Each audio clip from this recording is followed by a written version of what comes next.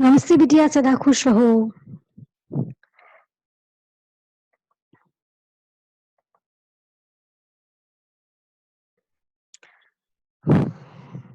I am Javin, Dr. Alka Jain, Associate Professor in the Department of Community Medicine, Faculty of Homeopathic Science, Jyoti Vidyapeeth, Women's University. So this is the third last part of the air pollution in your digital session, and this is how we can prevent air pollution, and the details are here. And air pollution monitoring in India, किस तरीके से monitor किया जाता है air pollution को India के अंदर. The national air quality monitoring programme sponsored by the Central Pollution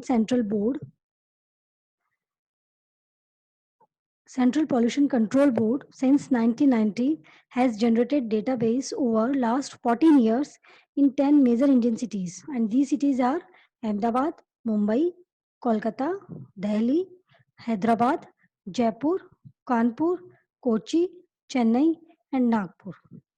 in 10 cities के अंदर मेनली ये मॉनिटरिंग की जा रही है through the Central Pollution Control Board.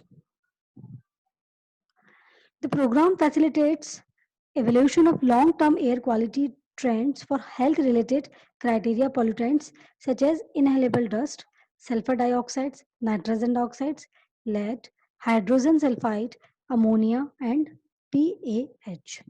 The trained analysis showed that suspended particulate matter, this is SPM, exceeds the CPCB standards in all cities.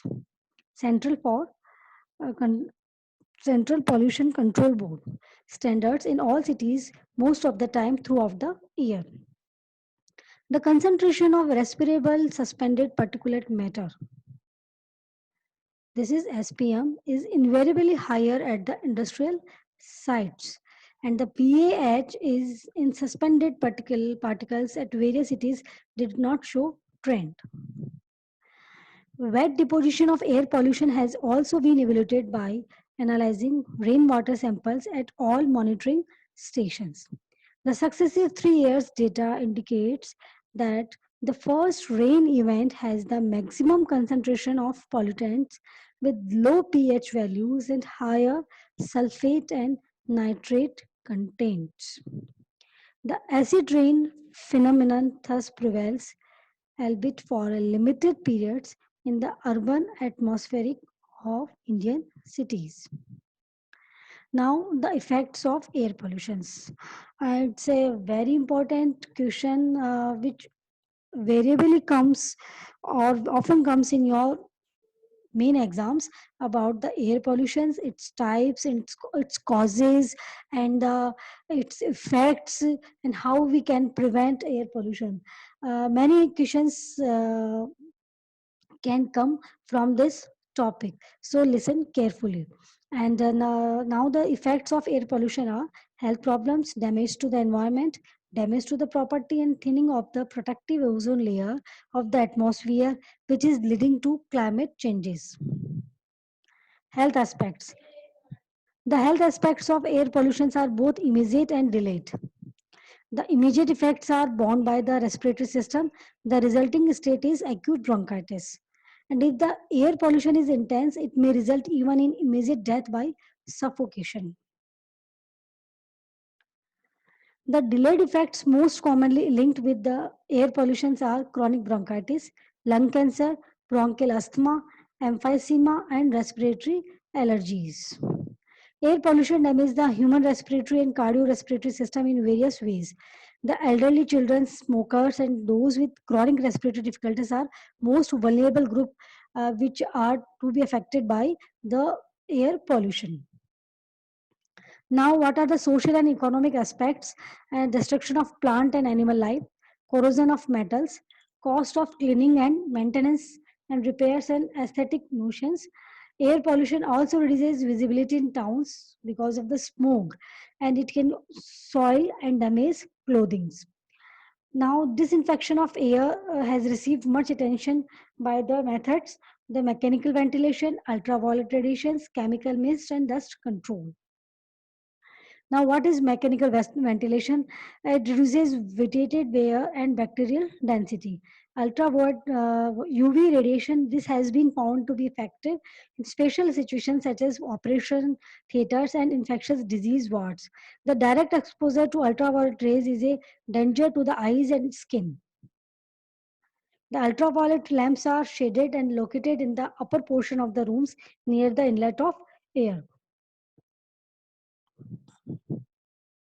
Now, chemical mist. Triethylene glycol vapors have been found to be effective air bactericides, particularly against droplet nuclei and dust. And the last one is dust control. It's the application of oil to floors of hospital wards reduces the bacterial content of the air. And air disinfection is still in the experimental stage. Now, prevention and control of air pollution. The WHO has recommended the following procedures for the prevention and control of air pollution. The first one is containment. And this can be achieved by variety of engineering methods such as enclosure, ventilation, and air cleaning. A major contribution in this field is the development of arresters for the removal of contaminants. The second thing is replacement. In replacement, increased use of electricity, natural gas, and central heating in place of coal have greatly helped in smoke reduction. The third one is dilution. Dilution is valid so long as it is within the self-cleaning capacity of the environment. The capacity of dilution is, however, limited, and trouble occurs when the atmosphere is overburdened with the pollutants. Legislation for the air pollution is controlled in many countries by suitable legislations. And to decrease the emissions of air pollution, the government of India have enacted the Air Act in 1981. International action to deal with air pollution on a worldwide scale, the WHO has established an international network of laboratories for the monitoring and study of air pollution. So this is all about the air pollution, its causes, its impacts on health, its impacts on the environment, and its impacts on the earth, and how can the different air pollutants, and how can we prevent, and the legislations which are led by the Indian governments. So all these are the described in previous three lectures in three sessions about the air pollutions. Hope you understood well about the air pollution.